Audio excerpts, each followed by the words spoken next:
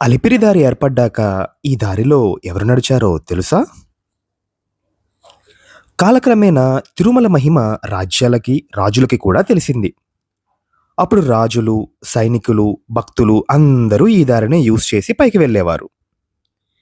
ఎందుకంటే ఆ కాలంలో రోడ్లు లేవు, వెహికల్స్ లేవు. కొండపైకి వెళ్ళడానికి సేఫెస్ట్ అండ్ కామన్ రూట్ ఇదే. అంతేకాదు కృష్ణదేవరాయ లాంటి గొప్ప రాజు కూడా తిరుమలకి ఎన్నో సార్లు వచ్చి శ్రీవారికి బంగారం, ఆభరణాలు సమర్పించాడని చెబుతారు.